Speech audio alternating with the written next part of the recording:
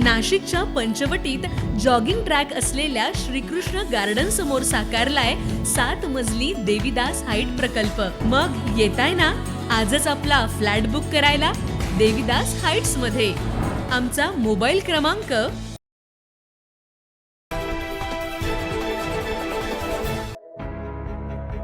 नेताजी सुभाषचंद्र बोस यांच्या जयंतीनिमित्त आणि हिंदू हृदय सम्राट बाळासाहेब ठाकरे यांच्या जन्मदिनाच्या औचित्यानं नाशिक शहरालगत असलेल्या गंगापूर धरण परिसरात 22 आणि 23 जानेवारी रोजी भारतीय हवाई दलाच्या वतीनं सूर्यकिरण एअर शोचं आयोजन करण्यात आलं।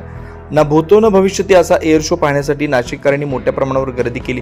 हवाई दलाच्या वैमानिकांनी सादर केलेल्या थरारक कसरतीने उपस्थितांचे डोळे दिपवून टाकले। आज या एअर शोची पाहणी करण्यासाठी राज्याचे शालेय शिक्षण मंत्री दादा भुसे यांनी देखील उपस्थिती लावली। यावेळी त्यांनी सर्व वैमानिकांचं स्वागत करत हा शो अत्यंत चित्तथरारक असल्याचं सांगितलं। हिंदू हृदय सम्राट शिवसेना प्रमुख माननीय बाळासाहेब ठाकरे साहेबांचा जन्मदिनांक, त्याच्यासोबतच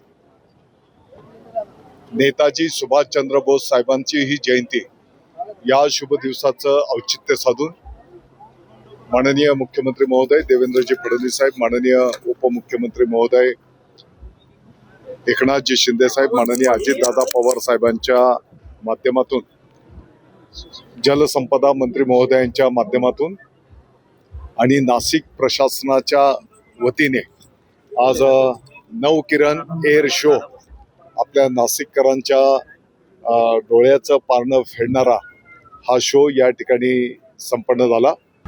दरम्यान काल शिवसेना ठाकरे गटाचे नेते भास्कर जाधव यांनी केलेल्या वक्तव्यावर प्रतिक्रिया देताना दादा भुसे यांनी थेट राजकीय टोला लगावला। भास्कर जाधवांनी आपल्या सहकाऱ्यांचं धनुष्यबाण चिन्ह असलेल्या शिवसेनेलाच पाठिंबा द्यावा असे स्पष्ट विधान दादा भुसे यांनी केलं। त्यांना माझं सांगणं राहील की खऱ्या अर्थाने हिंदू हृदय सम्राट शिवसेना प्रमुख माननीय बाळासाहेब ठाकरे साहेबांचा आज जन्मदिनांक आहे आणि अशा या शुभ दिवशी ज्यांनी शिवसेना प्रमुखांचे विचार